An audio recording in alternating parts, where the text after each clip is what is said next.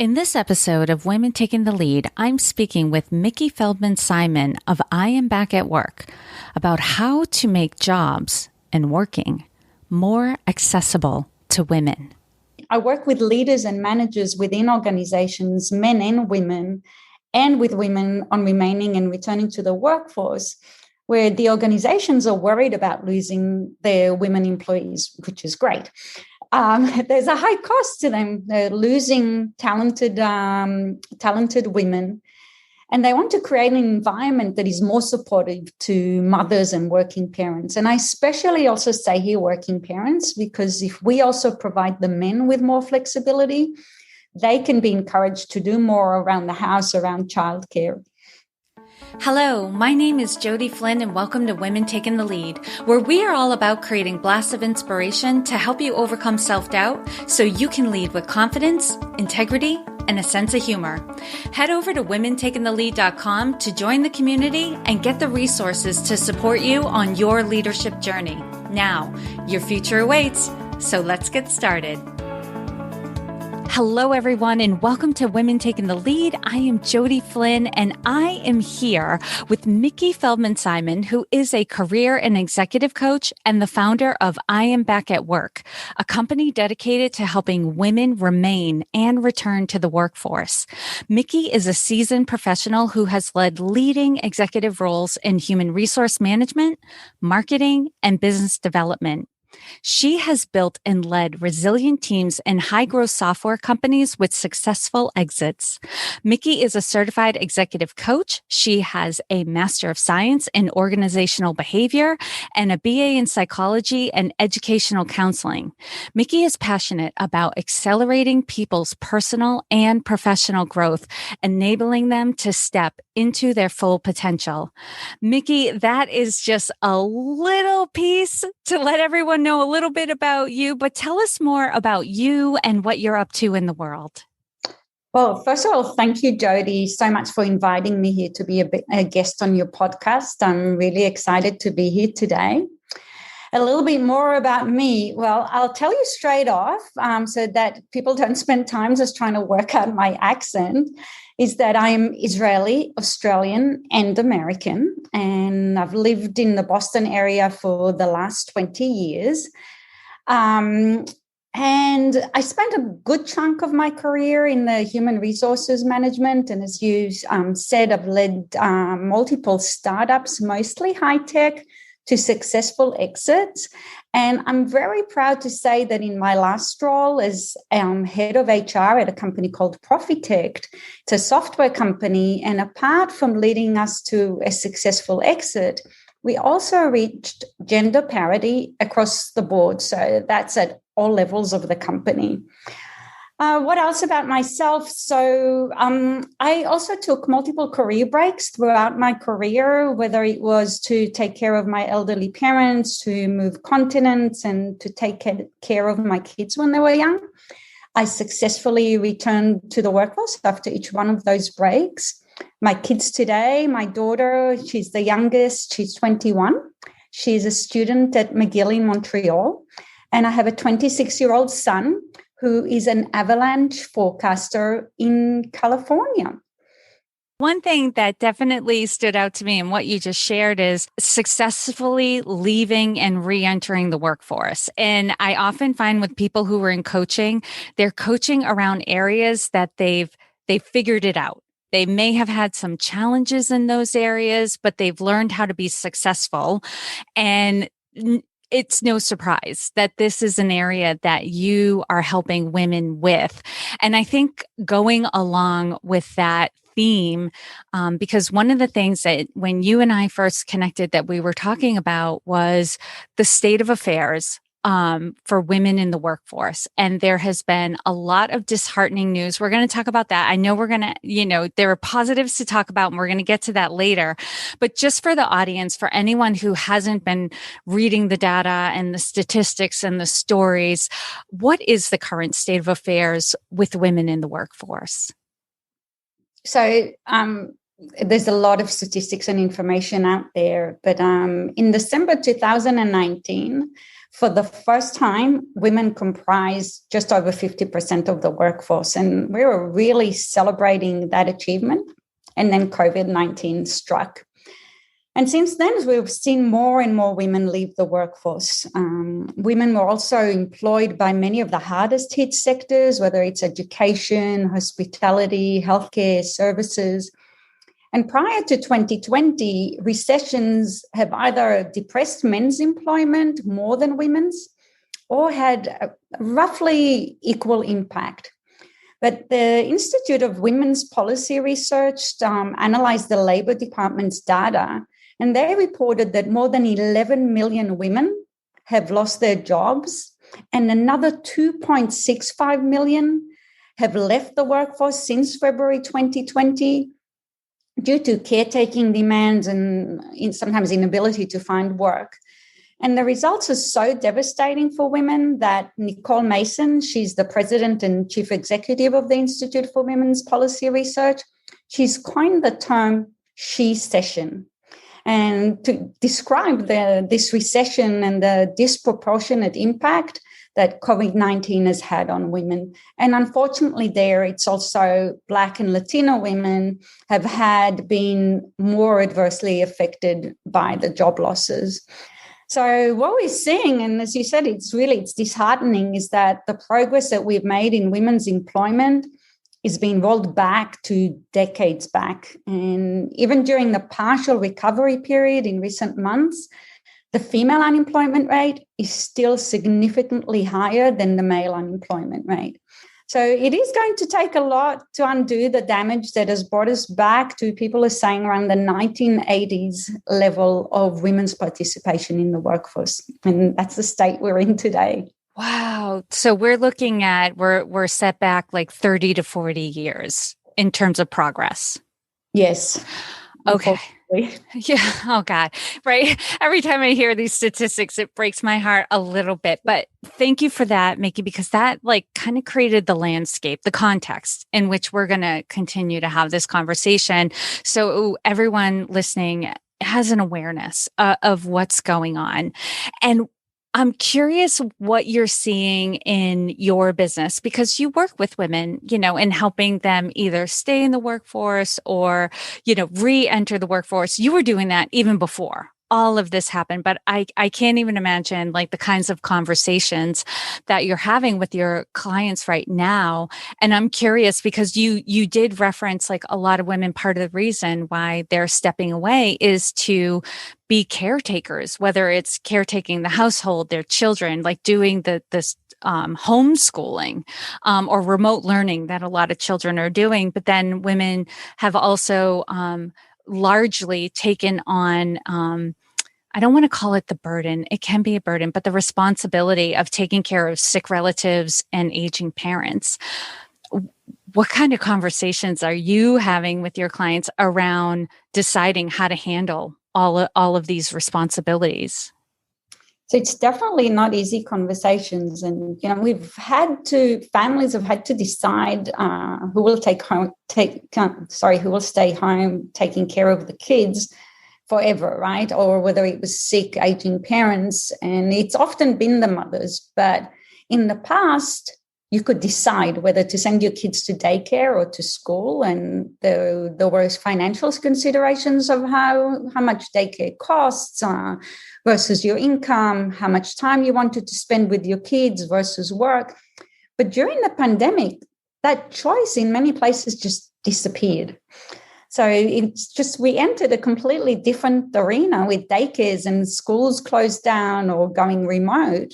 So working parents were finding themselves in a situation that they've never been in before. And full-time childcare became full-time childcare providers, preschool, elementary, middle school teachers, while they're still working. And again, a situation that they've never been in before and having to make very difficult decisions. And we have to remember that those who counted on their parents for help had to assess the risk involved in that, and bringing any outside help into the house meant increasing the risk of somebody getting sick. And for some, it meant actually taking on more responsibilities in caring for their parents to try and minimize the risk of people getting sick.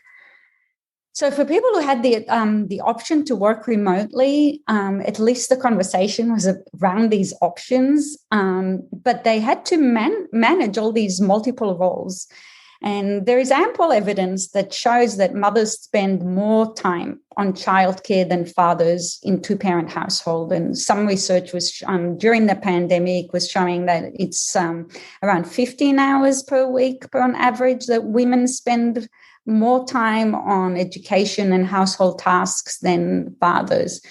So really the working mothers were taking a lot of the household, and it is in these situations a burden, the burden of the pandemic.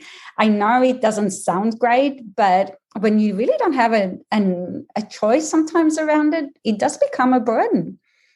And a little bit here for perspective, 32% of the US workforce has a child under age 14 at home. 9.4% have a child under 6.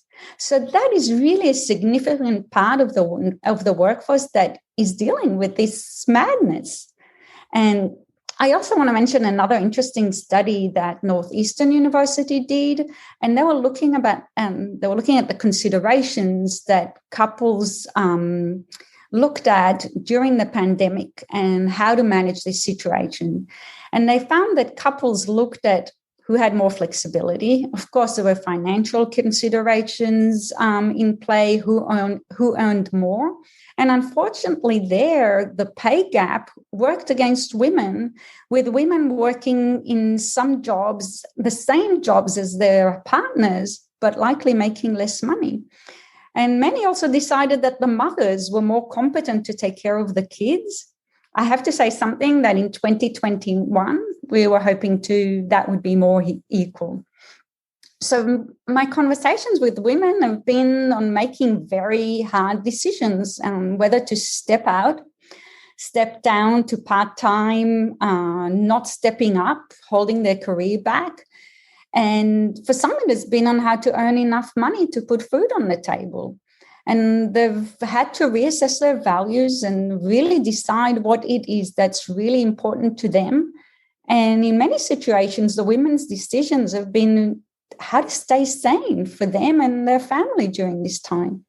Absolutely. I mean, when I think about some of my friends and my family who are women, and I see this happening to them, and they have great partners as well. But like you said, let's face it, the women are taking on the majority of the burden to take care of the kids, to take care of the aging parents and sick relatives and that sort of thing. And I have seen some of them scale back their hours, so taking pay cuts. I've seen some of them, also deciding to hold themselves in their career. They're not ambitiously going after promotions or job changes or anything like that. They're in a holding pattern. And, other research that is out there points to what a positive impact women in the workforce have, that when companies have gender parity, they tend to see better results. And so I can only imagine that with, what did you say, 2.4 million women in the past 12 months have removed themselves from the workforce. Yeah, 2.65 million. 2.65 million, like that is going to have an impact. And I can guess all day what that would be, but I'm curious what your perspective is on this situation in terms of like the cost to not just companies, but society, the economy, workforce, and the advancement of women. So this is such an important question that you asked. I'm so glad you asked it, Josie, because the cost is just so vast. And we're seeing the increase of mental health issues in our society. There's the isolation that the pandemic has brought, and the increased stress for everybody. And financially, also millions more people push below the poverty line. And that's putting women aside. That's the cost that we're currently seeing on our society. But women specifically stepping out of the workforce, impacts us on all levels. So from families just have less money to spend, and women's lifetime income decreases with every year that they're outside the workforce. And the more women stepping out, organizations are losing valuable resources, and down the line, we have less women to fill leadership positions. And as you said, there's a lot of research there about companies with female in the top management delivering, and the statistic that I usually hear is about 34% greater return to shareholders. So there's ample research on how companies with women leadership are more successful and more productive. And we're going to have an empty space there. So we really lose on all fronts when the advancement of women slows down. And it definitely is not on these women to figure out all of these problems. But I am curious, how are you working with women currently to help them make these tough decisions? So I think you said something very important before, where it's not just on the women. And I really believe in that. The work is not just with the women. We need to make sure we have better infrastructure of affordable daycare, open schools, better parental leave. But I work with leaders and managers within organizations, men and women, and with women on remaining and returning to the workforce, where the organizations are worried about losing their women employees, which is great. There's a high cost to them. They're losing talented women. And they want to create an environment that is more supportive to mothers and working parents. And I especially also say here working parents, because if we also provide the men with more flexibility, they can be encouraged to do more around the house, around childcare. And we're definitely seeing through the crisis that the more successful leaders are leading with high emotional intelligence, being more authentic, empathetic, while staying calm and confident. And they're building a whole organization that is learning to embrace a more human approach to leadership in general, elevating care, like the whole relationship building and the collective well-being as an integral element of their organizational values and culture. And it becomes putting all human beings, and not just customers or clients, at the center of the organizational thinking, and harnessing the change for a new, better future. So when I work with the managers, they're working on creating flexible work environments and providing mental health days, childcare services, more parental leave, scheduling lunch breaks across the board, having Zoom-free days. Those are things we didn't think about before this pandemic. And some companies are trying to start meetings 5 minutes past the hours, or ending them 5 minutes before the hour, to give people a little bit of a breather between the Zoom calls, let them have time to grab coffee, run to the bathroom, or check in on their kids. And in my conversations with leaders and managers, they're seeking help in how to navigate through this. Some of them that I've worked with were hesitant to have an in-depth conversation and really ask their employees, in this situation, a lot of them, the women, how are they doing? Because as managers, they're often used to being the ones who have the answers. And nowadays, a lot of them are facing these exact same situations. But I try to remind them that in reality, the employees don't expect managers to have all the answers, but they do appreciate empathy, or rather, I like to call it compassion. I like the distinction that Rasmus Hugard, he's the author of the book, The Mind of the Leader. And he distinguishes between empathy, where it is you feel what the other person feels, to compassion, where compassion is empathy plus action. So with compassion, there's that element of how can I help you, or how can I be of benefit to you, rather than just commiserating with you. And so for a manager, beyond showing that they care and understand what the employee is going through, they will likely be able to help with something, whether it's prioritizing or pushing the meeting deadlines, creating more flexible schedules, and so on. Miki, I love that you are highlighting this distinction of empathy versus compassion, with compassion being empathy plus action. That action piece is so important. And I just read an article that highlighted a report from Managed Research Group that verified that compassion is akin to good leadership, and it's a strong predictor of executive effectiveness. And that's powerful. I don't think we're giving, and when I say we, I mean, organizations as a whole, enough attention to this quality in a leader and developing compassion in leaders. And I really love that you're working on the organizational level for employers to be empowered to retain their female employees. Now I want to hear about how you work with your female clients to support them to get through this challenging time. In my work with the women on how to deal with all of these, whether it is with women executives, women in career transitions, the ones who've stepped out or are trying to work out what it is that's next for them, I work with them on connecting with their values. So whatever decision that they make at the different points of their career, it comes from a place of strength, of them deciding what is it that's important to them, and often them and their family at that point of time. So whether they're stepping out or they're not stepping up, as we said, they in a situation where they would have otherwise made a career move up, and at this point they just don't feel that they can, or rather for their family, they just can't handle the added pressure of a new role right now. Whatever decision they make, we work on embracing it and not continuing to give themselves a hard time for it.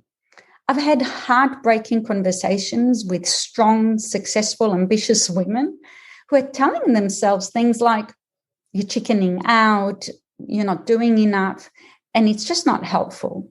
So we often work on reframing the situation in a more positive way, and this can be, again, with reflection on their values, of course, their priorities. I'm choosing to spend more time with my family. I'm lucky to have more time with my kids. And for some, it can be, I have a job. And the idea is to change the negative self-talk and embrace the decision with a can-do attitude. So then the questions becomes, what can they do during this time, whether it's to stay current or move their career forward? And it can be setting goals around whatever works for them. So it can be spending 10 minutes a day or 10 minutes a week on LinkedIn, networking with someone once a week, once a month, Can they learn a new skill? So we're working with what can work for them. And it's often moving from that I can't do, which is easier for us to focus on, to what they can do. So I do advise women to try and remain in the workforce in some capacity if possible, because getting out completely, the longer you're out, the harder it is to return. And sadly, that is just a fact. So returning to work, it can be done. You can return to the workforce. I've done it multiple times. There are many other successful women who have done it. You can look at celebrities like Adele, Speaker of the House Nancy Pelosi, Julia Child learned to cook at the age of 40, and Supreme Court Justice Sandra Day O'Connor took a break to have kids.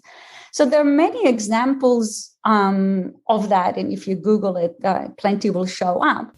And I know you have some great tips to share, Miki, for the women who did just step out. So for those of you who did need to take a step away from work during this time, listen up, because Miki's got some great ideas here for you.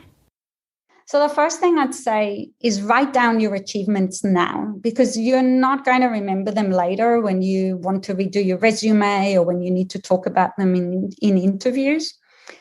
And connect with your network, connect with them on LinkedIn, connect with people at all different levels, people who are junior to you now. They might be the managers that when you're looking to return to work, or they may be you're into getting a referral into a company further down the line. Make an effort to stay connected. If you can also write recommendations for them on LinkedIn, ask them to write some for you. And remember that most jobs are filled through connections. Every job that I got throughout my career was through my network. And I want to point out some other resources that are available to women. You're not alone in these. You heard 2.65 million have left just now. You can join, create support groups. And again, I would emphasize here on being, try to be compassionate. Don't just empathize and commiserate. And there's a lot of free resources on the web, including my website, IamBackatWork.com, that I provide a lot of free information, blogs, webinars on every topic from networking, resume writing, and how to talk about your career gap. There's lots of other resources there. Also, returnships have picked up in the last few years. So many corporations have partnered with companies like iRelaunch, Path Forward, Reach Higher, and these returnships are like internships, but they're specifically for professional women returning to the workforce, and they provide a structured program to ease their re-entrance. There are also companies like the Mum Project, connecting women with the employers, focused on life-work balance. And there's a company called Pepper Lane that helps women start their own businesses. And it's really exciting to see all these women-specific resources to help women return and remain to the workforce. Miki, thank you so much for that, because I know there were a lot of women who had to make the tough decision to step away from their careers right now to just focus on their families and, because they're overwhelmed with everything and all the people that they need to take care of. And so they had to make that decision for themselves. But I don't know that many of them were thinking about, okay, what's my strategy for when I can come back? So that is very helpful. And for those who are still trying to juggle it all, who are still at work, I can only imagine the overwhelm that they're feeling and struggling. And that is going to impact their physical, mental, emotional, spiritual well-being. A lot of my work with women and men this year has also been around managing change and uncertainty, setting clear priorities and setting boundaries. Work-life boundaries have been completely wiped out for people working at home. And so how do you decide, when do you stop work? When do you have lunch? And I hear many women saying things like, when can I have a shower? And though the issues may look similar, the work is really meeting the clients where they are in their personal, professional growth, the work environment they're facing, family situation. And during this pandemic, it could also mean their physical space as well. And through the past year, people have had to really reassess expectations, whether from themselves, their employees, or their kids studying remotely. And working on reducing perfectionism has been a big thing, delegating more, deciding what they will not do. And sometimes just learning to say no is something that women often tend not to do, and it's been more necessary than ever. And self-care has been a big concern during the pandemic. So, I gave the example of women just longing for a shower, for a little bit of time for themselves. But many people working remotely are moving from one Zoom meeting to another with their calendars just full with back-to-back meetings. So whatever is not scheduled in advance just doesn't happen. So they mentioned getting a lunch break on the calendar, exercise time, a 5-minute breather, a bathroom break, just time to check on the kids. And it can also be, what is it that energizes you? So is it for you going out for that run, yoga, having dinner with your partner? And we try and focus on what it is they can do for themselves as well, not just for work and their family. And I think it's important for all of us to keep in mind that this year has brought everyone new immense challenges to deal with. So as we work to become more human and more compassionate leaders, we have to remember to also be so to ourselves. I see many successful, high-achieving people who judge, treat, and talk to themselves much more harshly in a way that never talk to anybody else. So make the time to remember to also pay attention to what you have accomplished and what you can and what you can be grateful for, and be kind to yourself. Miki, end us on a high note. What do you think we can be optimistic about? I love this question because with all the hardship, there is what to be optimistic about. There is a silver lining. So I was very excited. Just this morning, actually, read about economists predicting big gains for the economy this year, even as the COVID-19 damage is still lingering around. So I think we can be very optimistic about the availability of the vaccines, and we have to be impressed with the speed in which scientists have developed the vaccine, like months versus a process that in the past have taken years. And with the rollout of the vaccines, we're seeing also the number of COVID-19 cases decreasing nationwide, and we will hopefully get back to some normalcy, at least open schools and daycare sometime this year. We also see many companies embracing remote work, so talking about continuing with remote work in the future, and that can provide flexibility for working mothers.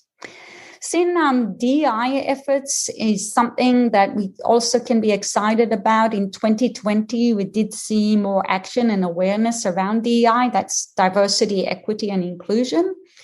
And whether it's large corporations implementing more DEI programs or smaller organizations becoming more aware and making more efforts in that direction. And we believe that this will help women as they return to the workforce. And we also hope that the pandemic will help normalize career breaks. We've had so many people, whether by choice or not, have had to step out of the workforce. So the more we see pauses of people's resumes, the less these will be seen as red flags by recruiters.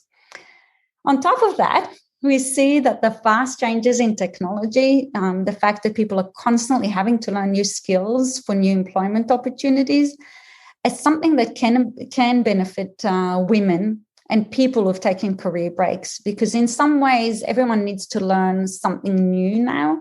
So it is less about what you know, but more about your learning abilities. So as a whole, the impact of stepping out of the workforce will be minimized.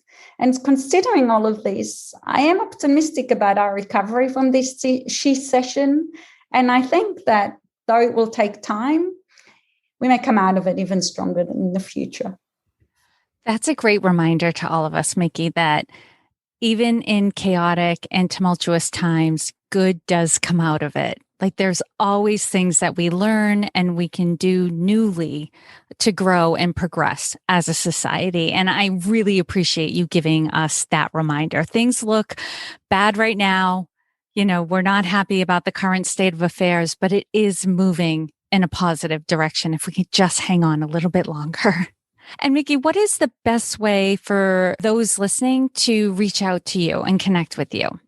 Connect with me on LinkedIn. It's Miki Feldman Simon on LinkedIn. You are welcome to send me an email, Miki, Miki, at IamBackatWork.com. It's easy. Yep. And your hub, IamBackatWork.com, you mentioned a whole slew of resources everyone can find there. So for those of you listening, check Miki out. She is fantastic. And I know you're often on the run, in the car, on the move. So you know you can find all of this information and these resources at womentakingthelead.com. I think the easiest way for you to find this episode is to put Miki, M-I-K-I, in the search bar at the top, and her show notes page will come right up with more information about her and all of the links that she's shared in this episode. And Miki, I just want to thank you for taking the time to inspire and enlighten us. We are all better for having met you. Oh, thank you, Jody. It's been a real pleasure to be your guest here today. Thank you all for joining me on Women Taking the Lead. And to strengthen you on your own leadership journey, I'd like to send you off with a quote from Marianne Williamson. So here goes. Our deepest fear is not that we are inadequate. Our deepest fear is that we are powerful beyond measure. It is our light, not our darkness, that most frightens us. We ask ourselves, who am I to be brilliant, gorgeous, talented, fabulous? Actually, who are you not to be? You are a child of God. Your playing small does not serve the world. There is nothing enlightened about shrinking so that other people won't feel insecure around you. We are all meant to shine as children do. We were born to make manifest the glory of God that is within us. It's not just in some of us, it's in everyone. And as we let our own light shine, we unconsciously give other people permission to do the same. As we are liberated from our own fear, our presence automatically liberates others. Again, thank you for joining me, and here's to your success.